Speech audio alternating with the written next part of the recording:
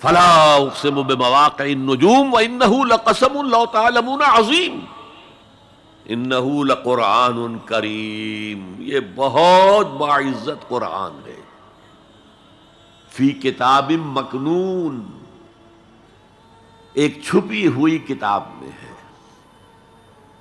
لا یمسہ الا المطہرون، اسے چھو ہی نہیں سکتے مگر انتہائی پاک ہستیاں۔ اس کے کیا معنی ہے؟ پہلی بات تو ہمیں معلوم ہو گئی، مراد فرشتے ہیں، بے ایدی سفرۃ کرام بررہ، اسی کی شرح ہو رہی ہے نا۔ اسی سے ایک فقہی مسئلہ نکالا گیا کہ بغیر وضو کے ہاتھ نہ لگاؤ، لیکن اس کا اصل مفہوم کیا ہے وہ سمجھیے۔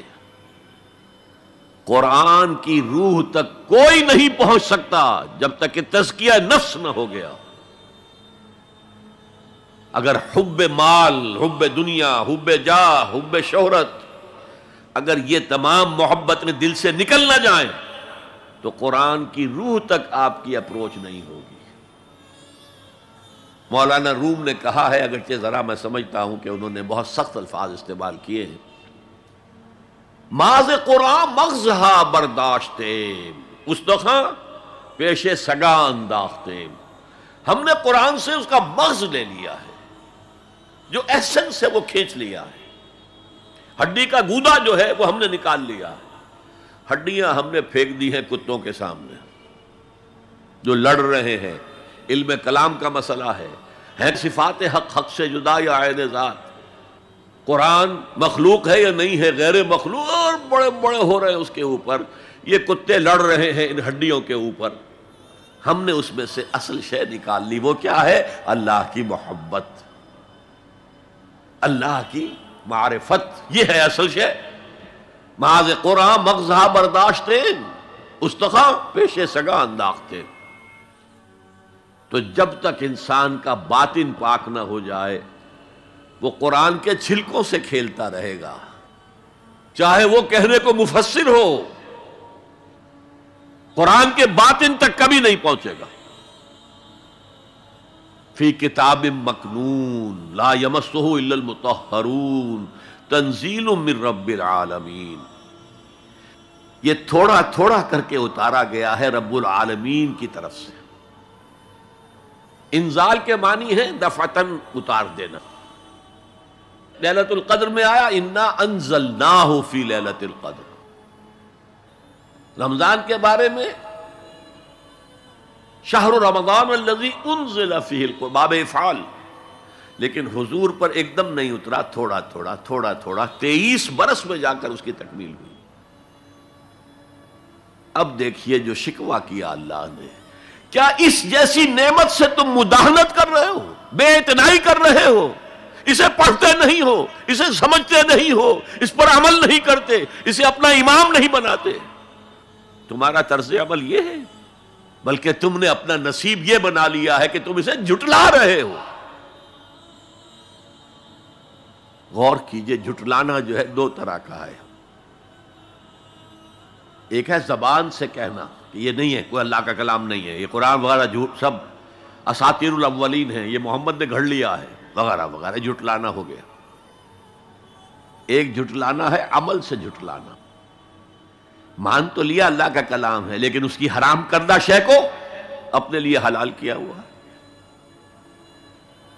حدیث نبوی ہے ما آمن بالقرآن من استحل محارمہ، اس شخص کا قرآن پر کوئی ایمان نہیں ہے جو اس کی حرام کردہ چیز کو اپنے لیے حلال ٹھہرا لے۔ اس اعتبار سے غور کیجئے، اور اس کی مثال بھی دی ہوئی ہے سورہ جمعہ میں، مثل الذین حملوا التوراۃ ثم لم يحملوها كمثل الحمار يحمل اسفارا بئس مثل القوم الذین کذبوا بآیات اللہ واللہ لا يهدی القوم الظالمین۔ مثال ان لوگوں کی جو حامل تورات بنائے گئے تھے اور پھر انہوں نے اس کی ذمہ داری کو ادا نہیں کیا، اسے قائم نہیں کیا، اس کے احکام پر عمل نہیں کیا۔ جیسے فرمایا ہے سورہ اعراف میں قل یا اہل الکتاب، کہہ دیجئے اے نبی صلی اللہ علیہ وسلم، اے کتاب والو، لستم علی شیء حتی تقیموا التوراۃ والانجیل وما انزل الیکم من ربکم، تمہاری کوئی حیثیت ہماری نگاہ میں نہیں ہے، تمہارا منہ نہیں ہے کہ ہم سے دعا کرو جب تک کہ تم تورات اور انجیل کو اور جو کچھ نازل کیا گیا تمہاری طرف اسے قائم نہیں کرتے۔ آج اللہ ہماری دعائیں نہیں سنتا، 30 لاکھ جا کر حج کرتے ہیں،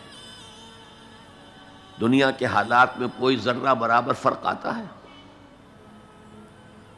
اول تو حرام کی کمائی سے حج ہو رہا ہے، جو حج ہے ہی نہیں سرے سے، جو کچھ کرتے گئے تھے سودی کاروبار وہی آ کر دوبارہ شروع کر دیا، سرکاری ملازم ہے تو جو رشوت پہلے لے رہے تھے اس کے بعد آ کر شروع کر دی۔ یہ کیا ہے؟ یہ تکذیب بالعمل ہے، جھٹلانا ہے۔ تم نے اپنا نصیب یہ بنا لیا ہے کہ تم قرآن کو جھٹلا رہے ہو، جیسے کہ انہوں نے جھٹلایا تھا۔ مثل الذین حملوا التوراۃ ثم لم يحملوها كمثل الحمار يحمل اسفارا، ان کی مثال ان گدھوں کی سی ہے جن پر کتابوں کا بوجھ لاد دیا گیا۔ مکالمات فلاطوں، گٹھڑی باندھ کر گدھے کے اوپر رکھ دیجئے تو کیا وہ واقعی منطقی اور فلسفی بن جائے گا؟ یہ مثال اللہ دے رہا ہے۔ اور یہ مثال کیوں دی گئی ہے؟ اس آئینے میں ہمیں ہماری تصویر دکھائی گئی ہے۔ تم اگر قرآن کا حق ادا نہیں کر رہے تو تمہاری مثال وہی ہے جو یہود کی تھی۔ بئس مثل القوم الذین کذبوا بآیات اللہ، بری مثال ہے اس قوم کی جس نے اللہ کی آیات کو جھٹلایا۔ تو زبان سے تو یہودیوں نے کبھی نہیں جھٹلایا تورات کو، عمل سے جھٹلایا ہے۔ هي الحلقات تحفظني بآيات من القرآن، هي الحلقات تملأني بحب المصطفى العدنان.